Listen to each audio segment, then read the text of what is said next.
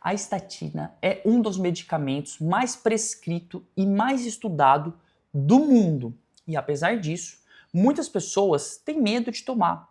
Não só por sintomas musculares. Eu já fiz um vídeo aqui no canal falando somente sobre sintoma muscular e estatina. Depois eu vou deixar o link na descrição.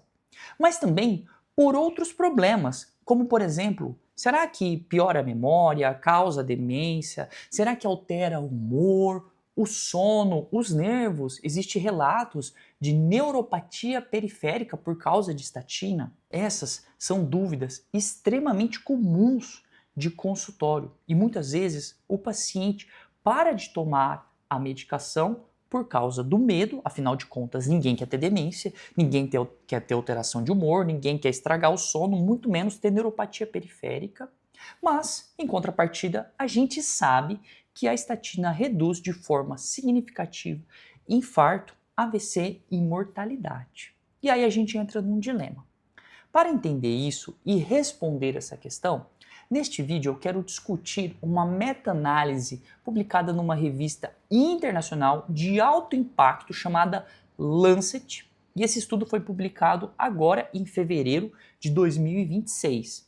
É uma meta-análise, ou seja, um monte de estudo que tem alta qualidade. Não é porque é meta-análise que ela é superior, porque existem meta-análises muito bem desenhadas e outras nem tanto. E os autores pegaram mais de 120 mil pacientes e seguiram por mais de 4 anos e avaliou a taxa de ocorrência de efeitos adversos por causa da estatina comparado com o placebo. E dentro de quem tomava estatina, aquele que tomava uma dose menor comparado com aquele que tomava uma dose maior. E qual foi o resultado desse estudo? Não foi observado piora da memória, nem quando a gente compara quem toma estatina versus quem não toma estatina, nem aqueles que tomam estatina em dose mais alta com relação àqueles que tomam estatina mais baixa. Então, essa causalidade já caiu por terra. Quando a gente olha para distúrbios de humor, o mesmo também acontece. Não existe relação entre estatina e alteração de humor. Quando a gente olha para distúrbio do sono, também a mesma coisa. E quando a gente olha para neuropatia periférica, também a gente não observa a mesma associação. Não existe, portanto, relação de causalidade de estatina com esses efeitos adversos dentro de um prazo ali de 4 anos e meio. A estatina tem benefício cardiovascular, sim, e isso é muito claro de acordo com toda a evidência científica. Mas ela tem efeitos colaterais. Eu não preciso mentir aqui para você, eu tenho que ser muito honesto com relação à ciência. Quando a gente olha esse estudo, a gente percebe que a estatina pode aumentar os níveis de enzimas hepáticas. Quando a gente olha os pacientes que tomaram estatina, eles aumentaram as transaminases, ALT, AST, TGO, TGP, esses são os exames de sangue, 0,3%. Quando a gente olha o placebo, aumentou 0,22%. Teve diferença entre os grupos, sim. Uma diferença que não chega nem a 1%, 0,08%. E não parece que aumenta o risco de cirrose, embora estudos ainda estejam em andamento para explicar melhor essa relação. Quando a gente olha outras alterações de funções hepáticas, como por exemplo alteração de bilirrubina, de fosfatase alcalina, de gama-GT, a gente observa também um aumento muito discreto da estatina quando comparado ao placebo. O mesmo a gente nota com alterações urinárias.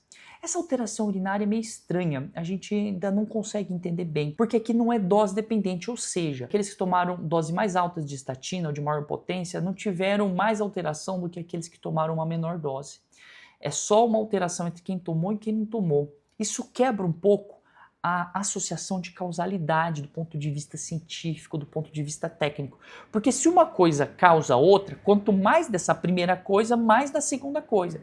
E a gente não consegue estabelecer essa relação. Até porque existem outros estudos que mostram que a estatina acaba protegendo os rins. Então aqui o dado é divergente e a gente não consegue afirmar nada. Tem também um aumento discreto de inchaço. Mais uma vez, é muito menos de 1%, mas existe. E é estranho aqui porque é contradizente com outros estudos e a gente também não observa uma relação dose-dependente. Eu vou trazer esse gráfico aqui para você do próprio estudo que mostra que existe sim um risco aumentado de diabetes e existe também uma alteração de sintomas musculares, como por exemplo dor muscular e fraqueza, com o uso de estatina comparado ao placebo e com estatina mais alta versus estatina mais baixa. A gente já sabe isso da literatura e a gente fica muito tranquilo com relação, por exemplo, ao diabetes. Por quê? Aumenta a diabetes?